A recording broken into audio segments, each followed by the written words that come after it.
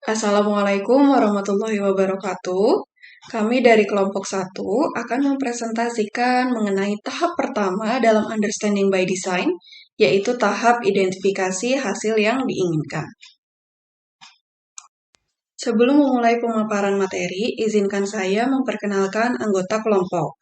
Yang pertama ada Anissa Dwi Rahmawati, yang kedua ada Anissa Puspitasari, yang ketiga Linda Putri Sulistiana, yang keempat Meli Unaina, yang kelima Muji Prihatin, dan yang keenam saya Yulinda Pratiwi.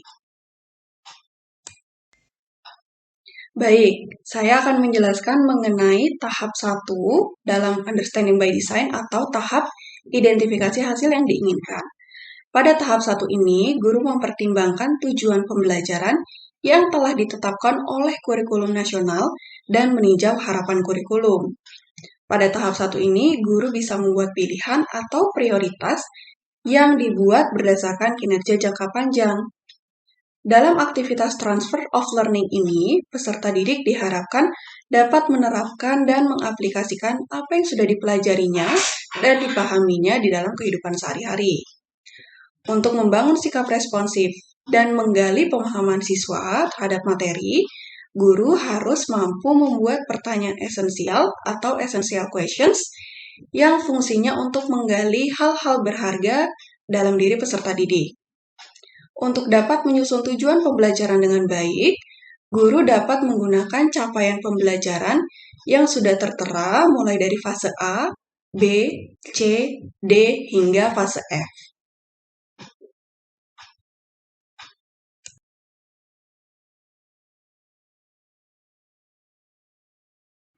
Dalam kesempatan ini saya akan menjelaskan terkait capaian pembelajaran yang ada pada fase A, yaitu kelas 1 dan kelas 2 SD. Di dalam fase A, pembelajaran difokuskan terhadap pengenalan bahasa Inggris dan kemampuan berbahasa Inggris secara lisan. Materi-materi yang ada di dalam fase A sendiri itu contohnya seperti numbers, alfabet, vocabulary, dan juga colors. Contoh penerapannya sendiri yaitu melalui sing a song terkait materi-materi tersebut. Jadi siswa diajak untuk bernyanyi supaya mereka dapat melafalkan kosakata bahasa Inggris tersebut meskipun mereka belum tahu cara penulisannya ataupun bentuk teks dari kosakata tersebut. Sekian untuk penjelasan terkait capaian pembelajaran yang ada di fase A. Terima kasih. Untuk selanjutnya adalah fase B. Pada fase ini meliputi kelas 3 dan 4. Pada fase ini siswa tidak hanya dilatih untuk mampu berbahasa Inggris secara lisan, namun sudah mulai diperkenalkan dengan bahasa Inggris dalam bentuk tulisan. Contohnya pada materi numbers atau angka, siswa tidak hanya bisa mengucapkan angka dalam bahasa Inggris, namun juga sudah bisa memahami cara baca tulisan angka dalam bahasa Inggris. Contohnya angka 1 bahasa Inggrisnya adalah one, namun penulisannya bukan WAN melainkan ONE, di mana ada perbedaan antara penulisan dan pengucapannya. Oke, selanjutnya adalah fase C di kelas 5 dan 6 sekolah dasar. Transfer goal dari fase C adalah kemampuan bahasa Inggris lisan dan tulisan. Di fase ini peserta didik sudah dapat memahami, merespon, dan memproduksi bahasa Inggris lisan dan tulisan secara sederhana. Mereka juga sudah dapat berkomunikasi menggunakan bahasa Inggris yang sangat-sangat sederhana. Untuk materinya yaitu membuat kalimat sederhana berdasarkan gambar, merespon percakapan sederhana. Jadi, contohnya untuk membuat kalimat sederhana berdasarkan gambar, contohnya adalah ketika di lembar kerja ada sebuah gambar seorang laki-laki sedang tidur, mereka sudah dapat menuliskan di bawah gambar tersebut kalimat he is sleeping. Nah, sebaliknya, ketika mereka disuruh membuat visualisasi sederhana gambar tulisan he is sleeping, mereka sudah bisa menggambarkan seorang laki-laki sedang tertidur. Nah, selanjutnya mereka juga sudah dapat berkomunikasi sederhana menggunakan bahasa Inggris. Contohnya saja ketika guru mengatakan good morning students, mereka sudah dapat merespon dengan good morning. Ya, selanjutnya ketika mereka ingin ke toilet, mereka juga sudah bisa menggunakan bahasa Inggris sederhana seperti Miss May, I wash my hands, seperti itu.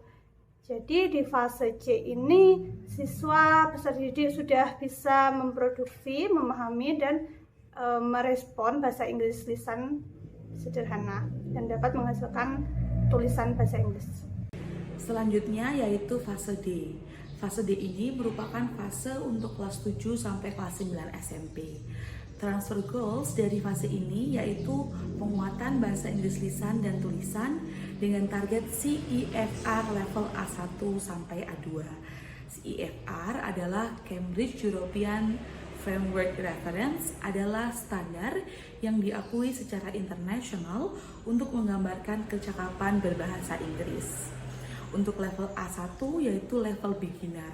Pada level ini siswa diharapkan mampu membuat kalimat singkat dan sederhana sehari-hari menggunakan kosakata umum, kemudian berbicara dengan artikulasi dan pelafalan perlahan dengan penekanan with long pauses. Kemudian untuk level A2 yaitu level elementary.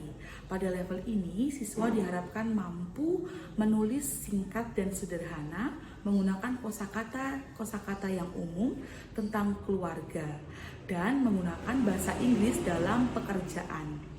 Kemudian pelafalan dilakukan dengan jelas dengan tingkat kecepatan berbicara yang rendah. Materi dalam fase ini biasanya yaitu tentang teks narasi, deskripsi, prosedur, dan teks-teks khusus lainnya seperti pesan singkat, iklan, atau yang lainnya. Baik, selanjutnya adalah fase E. Fase E ini ada di kelas 10 SMA. Transfer goal yang ada di fase E ini adalah penguatan bahasa Inggris lisan dan tulisan dengan target CEFR B1. Siswa telah melampaui bahasa Inggris dasar, namun mereka belum dapat bekerja atau belajar secara eksklusif dalam bahasa Inggris.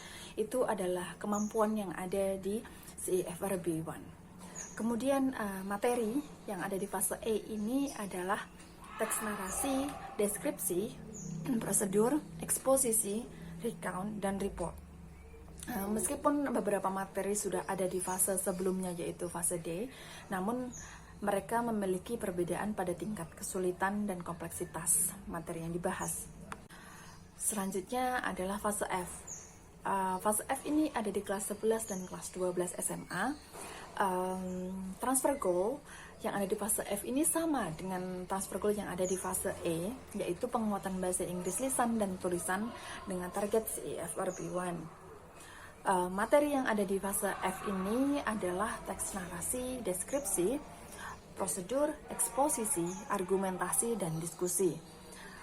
Beberapa teks ada pada materi di fase E, namun argumentasi dan diskusi ini ada di fase F. Artinya ada peningkatan perbedaan dari materi yang disampaikan di fase E dan di fase F. Terima kasih. Demikian presentasi yang bisa disampaikan oleh kelompok kami. Bagi teman-teman yang ingin memberikan pertanyaan atau tanggapan, bisa menuliskannya di kolom komentar yang sudah tersedia. Sekian dari kelompok kami. Wassalamualaikum warahmatullahi wabarakatuh.